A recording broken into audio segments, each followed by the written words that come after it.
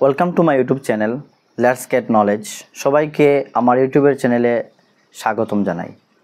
महफिल भी रोएगी हर दिल भी रोएगा, महफिल भी रोएगी हर दिल भी रोएगा, जब डूबेगी मेरी कश्ती तो साहिल भी रोएगा, इतना प्यार बांटूंगा इस दुनिया में आ दोस्त मेरे, मेरे मरने के बाद आशिक तो किया कातिल भी रोएगा।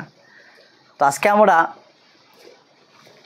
ব্লুমস ট্যাক্সনমি অর্থাৎ ডক্টর বেঞ্জামিন স্যামুয়েল ব্লুম উনি থিওরি অফ মাস্টারি লার্নিং দিয়েছিলেন, তা নিয়ে আলোচনা করব এবং থিওরিটি বোঝার চেষ্টা করব। এক্সপ্লেনের সাথে সাথে দেখব কীভাবে এক্সামে কোয়েশন এসেছিল এবং আরেকটি থিওরি দেখব।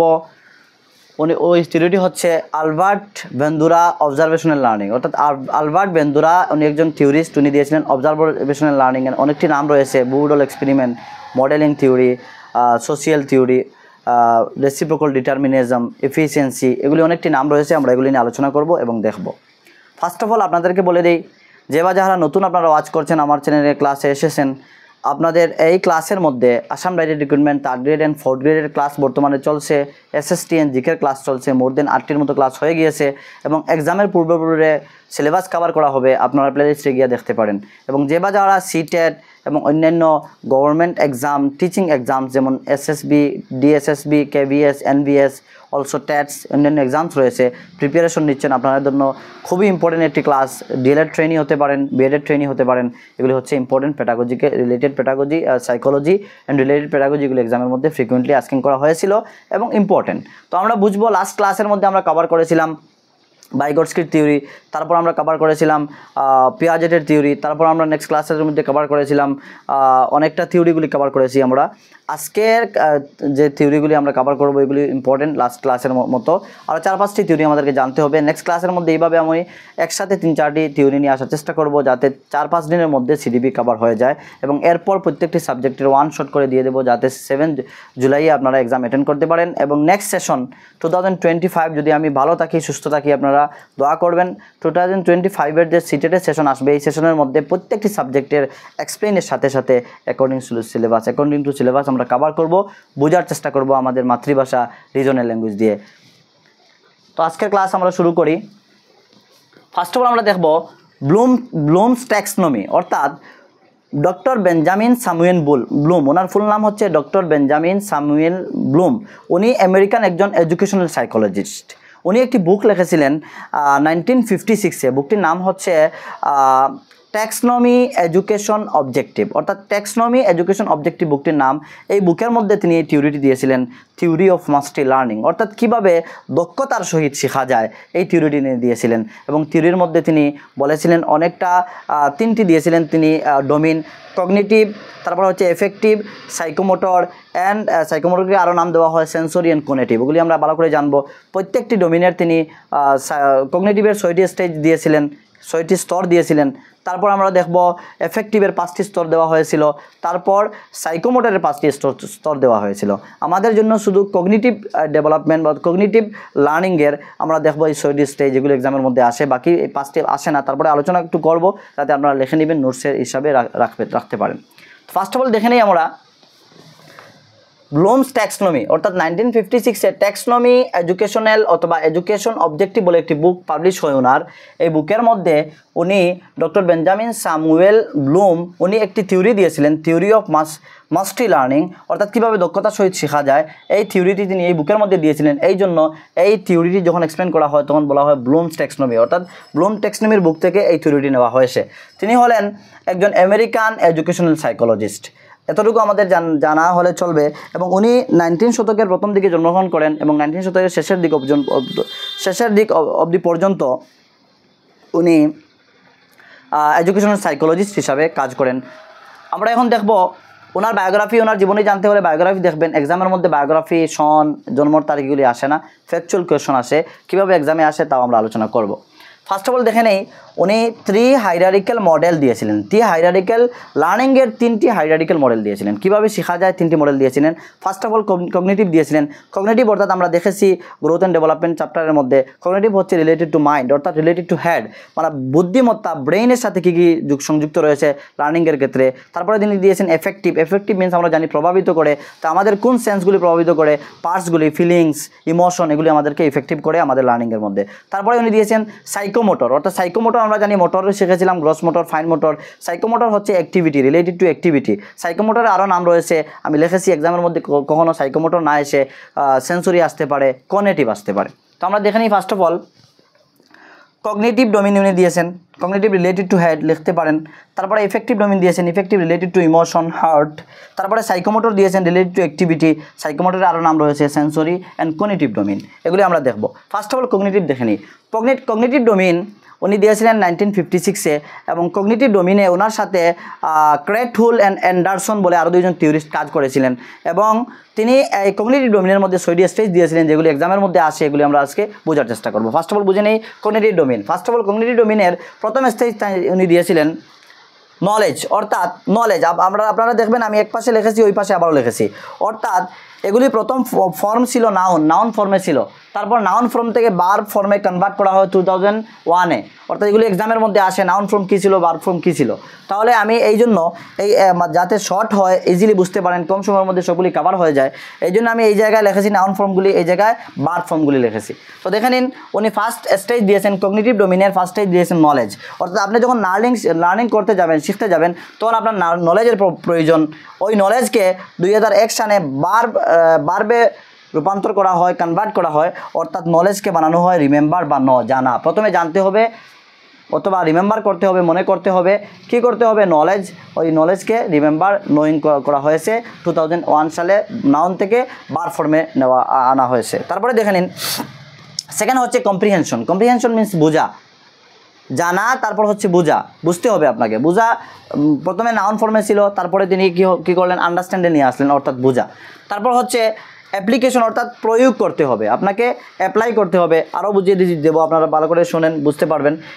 অ্যাপ্লিকেশন থেকে অ্যাপ্লাই এনেছেন, অ্যাপ্লাই হচ্ছে ভার্ব 2001 সনে। তারপরে অ্যানালাইজ অর্থাৎ বিশ্লেষণ করা, বিশ্লেষণকে উনি অ্যানালাইসিস থেকে, নাউন থেকে ভার্ব ফর্মে নিয়ে এসেছেন অ্যানালাইজ। তারপরে দেখেন উনি সিনথেসিস অ্যান্ড এভালুয়েশন, যখন নাউন থেকে ভার্ব ফর্মে আনা হয় তখন একটু চেঞ্জ হয়েছিল সিনথেসিস অ্যান্ড এভালুয়েশনের মধ্যে, তাই আমি একটু চেঞ্জ করে রেখেছি। সিনথেসিস এই জায়গাটি যখন নাউন ফর্মে বা নাউন ফর্ম থেকে ভার্ব ফর্মে নেওয়া হয় 2001 সালে, তখন সিনথেসিসকে শেষ স্টেজে দেওয়া হয়েছিল, 6 নম্বর স্টেজে অর্থাৎ ক্রিয়েটিভ বলে। অ্যান্ড এভালুয়েশনকে দেওয়া হয়েছিল 5th স্টেজে, অর্থাৎ যখন ভার্ব ফর্ম দেখবো আমরা এভালুয়েশন 5th স্টেজে রয়েছে। অর্থাৎ আমরা দেখে নেই মাস্টারি লার্নিং অর্থাৎ থিওরি অফ মাস্টারি লার্নিং, কীভাবে শেখাটা মাস্টারি অর্থাৎ দক্ষতার সহিত। আমরা জানি মাস্টারি মিন্স কী, মাস্টার থেকে মাস্টারি শব্দটি এসেছে। মাস্টার মিন্স হচ্ছে দক্ষ, অর্থাৎ কোনো একটি বিষয় উপরে আপনাকে পরম দক্ষ হতে হলে বা পরম দক্ষতার সহিত শিখতে হলে আপনাকে ফার্স্ট অফ অল কী করতে হবে? নলেজ, অর্থাৎ আপনার নলেজ থাকতে হবে, অথবা নলেজকে আপনি বলতে পারেন রিমেম্বার, জানা থাকতে হবে। তারপর আপনি কী করেন? আপনি তাকে কম্প্রিহেন্ড করতে হবে, বুঝতে হবে, না বুঝলে হবে না। যেভাবে আপনাদেরকে আমি বারবার বলে থাকি, আপনারা আমার ক্লাস ওয়াচ করছেন, কেননা সিটেট অনেক মানুষে ক্লিয়ার করতে পারে না, কারণই হচ্ছে সে সাইকোলজি বুঝে না। আর যখনই আপনি আপনার রিজনাল ল্যাঙ্গুয়েজের দ্বারা, মাতৃভাষার দ্বারা আপনি সাইকোলজি বুঝবেন, ডেফিনেটলি আপনি এক্সাম ক্র্যাক করতে পারবেন। তো উনি বলছেন মাস্টারি লার্নিং কখন হবে, কখন দক্ষতার সহিত লার্নিং হবে? ফার্স্ট অফ অল আপনি জানতে হবে, আপনি আমাকে জানলেন। সেকেন্ড কী হবে? বুঝতে হবে। আপনি সিডিপি জানলেন যে একটি সাবজেক্ট রয়েছে, সিটের মধ্যে পড়তে হয়, সিডিপিকে জানলেন, তারপরে সিডিপিকে আপনি বুঝতে হবে, সিডিপিকে বুঝতে হবে। সেকেন্ড স্টেজ হচ্ছে তখনই মাস্টারি লার্নিং হবে, আপনাকে কি কম্প্রিহেন্ড করতে হবে অথবা আন্ডারস্ট্যান্ড করতে হবে, ভার্ব ফর্ম রয়েছে আন্ডারস্ট্যান্ড। তারপরে তিনি কী বলেছেন? অ্যাপ্লিকেশন করতে হবে অর্থাৎ অ্যাপ্লাই করতে হবে, প্রয়োগ করতে হবে, অর্থাৎ আপনাকে প্রয়োগ করে দেখতে হবে, আপনাকে প্র্যাকটিস করতে হবে, শিখতে হবে। যদি আপনি জানেন সিডিপি রয়েছে, আপনি বুঝলেন কিন্তু প্র্যাকটিস করলেন না, তখন আপনার হবে না। প্র্যাকটিস করতে হবে, নোটস তৈরি করতে হবে, শিখতে হবে। তারপর উনি দিয়েছেন অ্যানালাইজ, অর্থাৎ আপনাকে বিশ্লেষণ করতে হবে, কোনটি এক্সামে আসে, কোনটি এক্সামে আসে না, কীভাবে পড়তে হবে, কী বিশ্লেষণ করতে হবে, তখন দক্ষ মাস্টারি লার্নিং হবে। তারপরে তিনি বলেছেন সিনথেসিস অর্থাৎ সংশ্লেষণ করতে হবে, এভালুয়েশন করতে হবে অর্থাৎ পরীক্ষা নিরীক্ষা করতে হবে। এরপর হচ্ছে উনি দিয়েছেন নেক্সট লেভেল হচ্ছে যে এভালুয়েশন, ওই জায়গায় নেক্সট লেভেল রয়েছে আমরা জানি ক্রিয়েশন, আপনাকে ক্রিয়েট করতে হবে। তো আমরা এতটুকু দেখে নিলাম। এখন দেখব আশা করি আপনারা এই পয়েন্টগুলি বুঝেছেন। এখন দেখব এফেক্টিভ ডোমেইন। এফেক্টিভ ডোমেইনের মধ্যে কাজ করেছিলেন, আমরা জানি এফেক্টিভ ডোমেইনের মধ্যে কাজ করেছিলেন দুইজন থিওরিস্ট রয়েছেন, একজন হচ্ছেন ক্র্যাথহুল আর একজন হচ্ছেন মাসিয়া। দুইজন রয়েছেন থিওরিস্ট যারা কাজ করেছিলেন, ক্র্যাথহুল অ্যান্ড মাসিয়া 1964 ওরা কাজ করেছিল 8 বছর পর, এবং ওনারা 5টি ডোমেইন দিয়েছিলেন। 5টি ডোমেইন আমরা দেখব। 5টি ডোমেইন এক্সামে আসে না, এই জন্য এগুলি আমাদের জন্য ইম্পর্টেন্ট নয়। তারপরে দেখে নেই 5টি ডোমেইন রয়েছে এই এফেক্টিভ ডোমেইনের মধ্যে। ফার্স্ট অফ অল হচ্ছে রিসিভিং, রেসপন্ডিং, ভ্যালুইং। ফার্স্ট হচ্ছে রিসিভিং, সেকেন্ড হচ্ছে রেসপন্ডিং, থার্ড হচ্ছে ভ্যালুইং, তারপর হচ্ছে অর্গানাইজিং অ্যান্ড ফিফথ হচ্ছে ক্যারেক্টারাইজিং বা সামারাইজিং। এগুলি হচ্ছে ক্যারেক্টারাইজিং বাই ভ্যালুইং। এগুলি হচ্ছে 5টি ডোমেইন, এই এফেক্টিভের 5টি ডোমেইন। অ্যান্ড সাইকোমোটরের 5টি ডোমেইন রয়েছে যেগুলি 1975-এ কাজ করেছিলেন ডেভ, তারপরে অনিতা হারকুক অ্যান্ড স্যামসন বলে 3জন থিওরিস্ট রয়েছেন। ওনারা 1975-এ সেন্সরি মোটর অর্থাৎ সেন্সরি কগনিটিভ সাইকোমোটর ডোমেইনে কাজ করেছিলেন, এবং ওনারাও 5টি স্টেজ দিয়েছিলেন। ওনারা দিয়েছিলেন ইমিটেশন দিয়েছিলেন, তারপরে দিয়েছিলেন ওনারা ইমিটেশন, মনিপুলেশন, এরপরে প্রিসিশন, তারপরে দিয়েছিলেন আর্টিকুলেশন অ্যান্ড ন্যাচারালাইজেশন। এই 5টি স্টেজ দিয়েছিলেন, স্তর দিয়েছিলেন। তো এগুলি আমাদের এক্সামে আসে না, অর্থাৎ সাইকোমোটরের স্টেজ থেকে আসে না, এফেক্টিভ স্টেজ থেকে আসে না, কগনিটিভ স্টেজ থেকে আসে। এগুলি আপনারা জানবেন কী কী দিয়েছিলেন। এই প্রথম 3টিকে নলেজ, কম্প্রিহেনশন অ্যান্ড অ্যাপ্লিকেশন, এই 3টিকে বলা হয় লোয়ার অর্ডার। আমি দেখেছি এই জায়গার লোয়ার অর্ডার থিঙ্কিং স্কিল। আর নিচের যে 3টি রয়েছে এগুলিকে বলা হয় অ্যানালাইজ, সিনথেসিস অ্যান্ড এভালুয়েশন। এই 3টিকে বলা হয় হায়ার অর্ডার থিঙ্কিং স্কিল। এক্সামে কীভাবে আসবে? এক্সামে আপনাকে একটি ডেফিনেশন দেবে, ডেফিনেশন দিয়ে বলবে যে এই পয়েন্টটি হায়ার অর্ডার থিঙ্কিং স্কিল নাকি লোয়ার অর্ডার থিঙ্কিং স্কিল। তারপরে দেওয়া হবে এই পয়েন্টটি কোন ট্যাক্সনমি থেকে এসেছে বা কোন থিওরিস্টের থিওরি এসেছে। আপনাকে বলতে হবে ব্লুম ট্যাক্সনমি অথবা ডক্টর বেঞ্জামিন সামুয়েল ব্লুম থেকে, এই এনার থিওরি থেকে এসেছে। এগুলি আমাদেরকে জানতে হবে। 1-2টি মার্ক, দুইটি মার্ক কমন আসে, 1-2টি মার্ক, একটি তো আসবে, 1-2টি মার্ক কমন আসে। তারপরে আমরা এতটুকু বুঝে নিলাম এই থিওরিস্টের থিওরি। এরপরে আমরা দেখে নিই আলবার্ট বেন্দুরাস অবজারভেশনাল লার্নিং। আলবার্ট বেন্দুরাস উনি হলেন একজন আমেরিকান সাইকোলজিস্ট, এবং উনি ক্যালিফোর্নিয়াতে ওনার জীবন বসবাস করেন, এবং উনি যে থিওরি দিয়েছিলেন আমাদেরকে, আমরা দেখব উনি দিয়েছিলেন যে কীভাবে লার্নিং হয়, অবজারভেশনাল লার্নিং, কীভাবে অবজার্ভ করে শেখা হয়। ওনার অবজারভেশনাল লার্নিংয়ের আরও কয়েকটি নাম রয়েছে, যেমন ওনার অবজারভেশনাল লার্নিংয়ের আরও নাম রয়েছে, যেমন উনি দিয়েছেন রেসিপ্রোকাল ডিটারমিনিজম, তারপরে সোশিয়াল লার্নিং, বেন্দুরাস লার্নিং, অনেক নাম রয়েছে, আপনারা জানতে হবে, এক্সামে অন্য কিছু নাম আসতে পারে। তারপরে মডেলিং রয়েছে, তারপরে সেলফ এফিসিয়েন্সি রয়েছে, তারপরে কগনিটিভ লার্নিংও রয়েছে। এরপরে ওনার যে থিওরি দিয়েছেন উনি আলবার্ট বেন্দুরাস অবজারভেশনাল লার্নিং, এই ওনার ওনাকে বিহেভিয়ারিজম উনি ফলো করেছেন এবং কগনিটিভিজম উনি ফলো করেছেন। এই জন্য ওনার থিওরিকে বলা হয় both cognitive and behaviourism theory. উনি ফার্স্ট অফ অল দিয়েছেন SLT অর্থাৎ সোশিয়াল লার্নিং থিওরি। তারপরে এই SLTকে উনি কনভার্ট করে SCT দিয়েছেন, উনি দিয়েছিলেন CLT অর্থাৎ কগনিটিভ লার্নিং থিওরি। এগুলি চেঞ্জ করা হয়। ফার্স্ট হচ্ছে সোশিয়াল লার্নিং থিওরি, তারপরে কগনিটিভ লার্নিং থিওরি। এই জন্য ওনার লার্নিংকে উভয় প্রকার থিওরি বলা হয়। উনি কী কী দিয়েছিলেন আমরা দেখব, একদম শর্টলি এক্সপ্লেনের সাথে বুঝে নেব। উনি ফার্স্ট অফ অল দিয়েছিলেন তিনভাবে একটি শিশুর লার্নিং হয়, শেখা হয়, 3টি তরিকায় বা 3টি ধরনের একটি শিশু শিখতে পারে। ফার্স্ট অফ অল দিয়েছিলেন তিনি ভাইকেরিয়াস লার্নিং, ভাইকেরিয়াস পানিশমেন্ট অ্যান্ড ভাইকেরিয়াস রিইনফোর্সমেন্ট। আমরা ভাইকেরিয়াস কি আমরা বুঝবো, ভাইকেরিয়াস লার্নিং, ভাইকেরিয়াস পানিশমেন্ট, ভাইকেরিয়াস রিইনফোর্সমেন্ট। অর্থাৎ ভাইকেরিয়াস লার্নিং হচ্ছে যখন একটি শিশু কী করে আরেকটি শিশুকে শিখতে দেখে, তখন দেখে দেখে শিখে, অর্থাৎ ভাইকেরিয়াস হয়ে তার মধ্যে কিউরিয়াসিটি আসে যে ওই ছেলেটি আমি দেখবো, ওই ছেলেটি পড়া শিখছে আমি কেন শিখবো না, ওই ছেলেটি পারছে আমি কেন পারবো না, ওই ছেলেটি ডেইলি হোমওয়ার্ক দিচ্ছে বুঝছে আমি কেন বুঝবো না, ওই ছেলেটি ম্যাথস করতে পারে আমি কেন করতে পারবো না, ওই ছেলেটি টিচিং করছে আমি কেন টিচিং করতে পারবো না। এই ধরনের যখন মানুষের মনোভাব চলে আসে, অর্থাৎ একটি শিশুর মধ্যে চলে আসে, তখন তিনি বলছেন এইভাবে মানুষে শিখতে পারে। অর্থাৎ ভাইকেরিয়াস, উনি বলেছেন ভাইকেরিয়াস লার্নিং, যে আরেকজনের দেখে নিজে শেখা, তা হচ্ছে ভাইকেরিয়াস লার্নিং। সেম হচ্ছে ভাইকেরিয়াস পানিশমেন্ট, অর্থাৎ যখন একটি স্কুলের মধ্যে মা বাবা অথবা স্কুলের শিক্ষক মহাশয়, ঘরের মধ্যে মা বাবা, প্যারেন্টস যদি একটি শিশুকে শাসন করেন, তাহলে কি হবে? একটি শিশু দেখে অন্য যে শিশু রয়েছে যাদেরকে শাসন করা হয়নি, তারা অ্যালার্ট হয়ে যাবে এবং মনে মনে ভাববে, যদি এই শিশুটিকে পানিশমেন্ট দেওয়া হলো এই কাজটি করার কারণে, আমি ওই কাজটি করব না, কারণ আমি এই কাজটি করলে আমাকেও পানিশমেন্ট দেওয়া হবে। তখন এই ধরনের চেঞ্জিংকে বলা হয়, এই ধরনের শিক্ষাকে বলা হয় vicarious punishment according to Albert Bandura's observational learning. তো ভাইকেরিয়াস পানিশমেন্ট কি?